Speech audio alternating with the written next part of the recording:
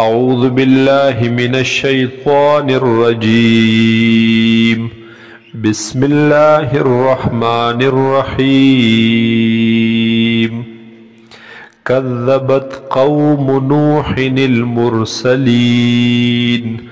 نسبت دروغ کڑیو قوم د نوح علیہ السلام پیغمبرانو تا.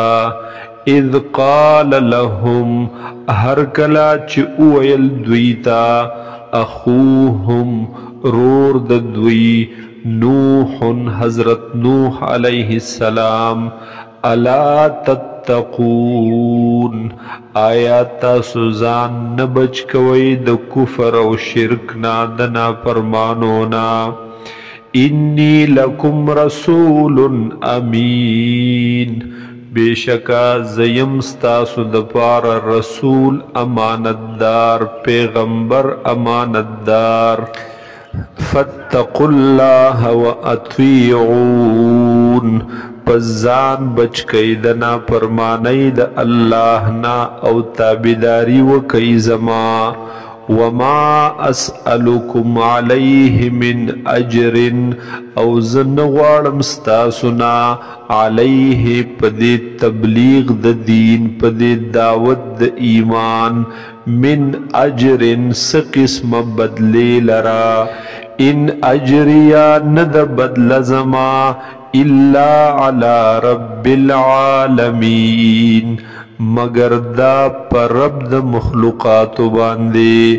فاتقوا الله واطیعون پس ځان بچ کئ د نافرمانی د الله نا او تابعداری وکئ زما.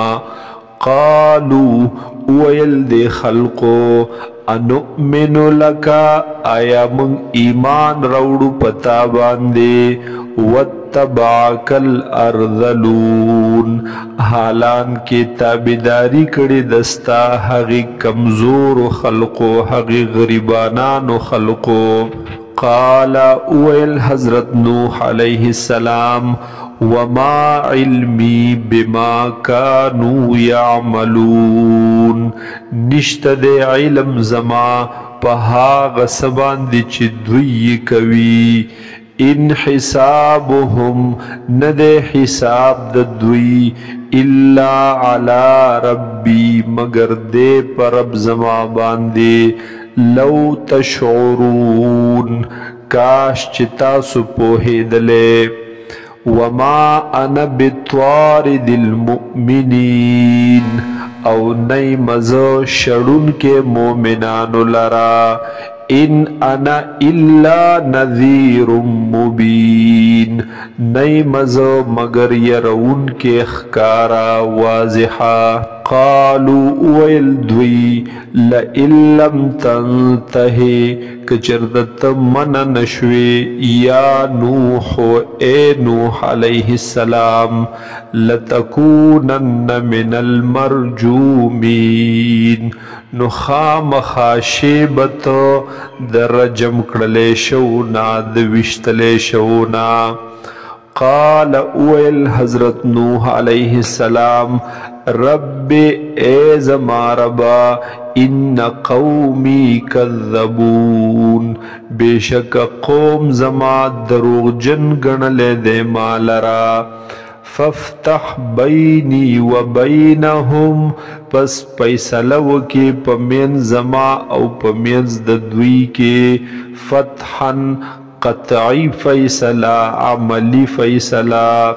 ونجنی او نجات را کی ماتا ومن معی من المؤمنین او هاغی چاہتا چی دی زما سرد مومنانونا.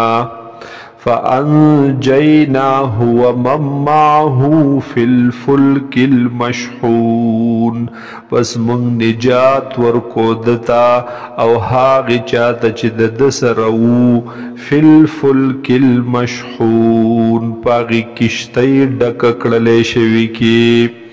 ثم اغرقنا بعد الباقی بیا غرق المن بعدو ورست دوینا الباقین نور خلق لرا اغی باقیو پاتشو خلق لرا ان فی ذالک لآیتا بشکا دپ دیکی یولو ینخد عبرت وما كان اکثرهم مؤمنین او ندی دیر د دوین ایمان روڑن کی وَإِنَّ رَبَّكَ او بیشک ربستا لَهُوَ الْعَزِيزُ الرَّحِيمُ خام خاد غالب او رحم کون کے